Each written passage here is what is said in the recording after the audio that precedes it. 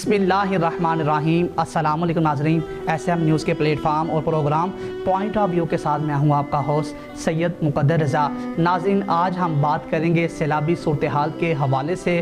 بارشوں نے پورے پاکستان میں تباہی مچا رکھی ہے۔ سیلاب ہر شے تنکوں کی طرح بہا لے گیا۔ سینکڑوں مکان اور درجنوں ہوٹلز تباہ ہو گئے۔ سوات اور کلام میں سیلاب آنے سے پہلے کے خوبصورت مناظر آپ کو دکھاتے ہیں۔ سوات اور کلام میں بہت ہی خوبصورت اور دلکش مناظر دیکھنے کو ملے ہیں، لیکن افسوس کے ساتھ کہنا پڑ رہا ہے کہ سیلاب کے آتے ہی سب کچھ برباد ہو گیا، تہس نہس ہو گیا۔ میں آپ سے گزارش کرتا ہوں کہ ہماری ناظرین کو سیلاب آنے سے پہلے کے مناظر اور سیلاب آنے کے بعد کے مناظر دکھائے جائیں۔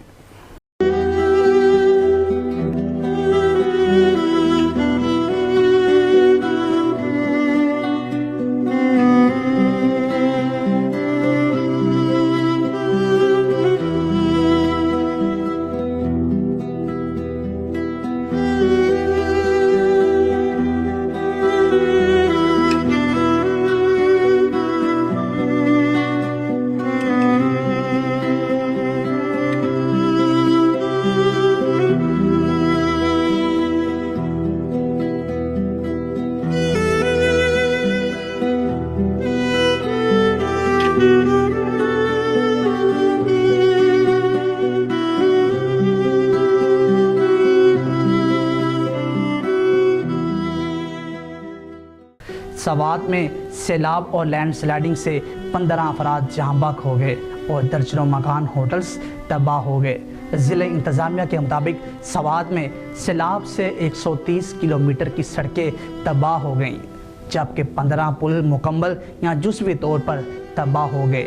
سیلابی ریلے سے 100 سے زائد مکانات اور دیگر عمارتیں تباہ ہوئیں، جبکہ 50 سے قریب ہوٹلز تباہ ہو گئے۔ کلام میں دریا کنارے بنے ہوٹلز تباہ و برباد ہو گئے۔ بحرین میں بھی سیلابی ریلا راستے میں آنے والی ہر شے تنکے کی طرح بہا لے گیا۔ سوات میں درجنوں درخت جڑ سے اکھڑ گئے، گلیاں اور سڑکیں دریا کا منظر پیش کرنے لگی۔ میں آپ سے ایک بار پھر گزارش کروں گا کہ آپ یہ سارا منظر بڑی سکرین پر ہماری ناظرین کو دکھائیں۔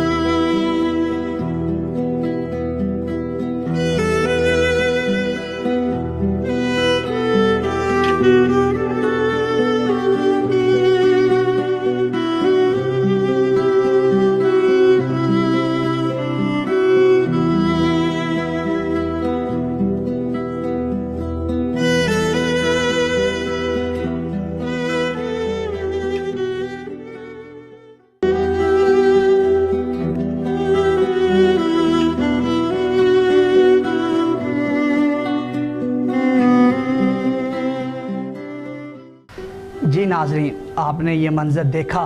یہ منظر دیکھ کر میری اپنی آنکھیں نم ہو گئی ہیں۔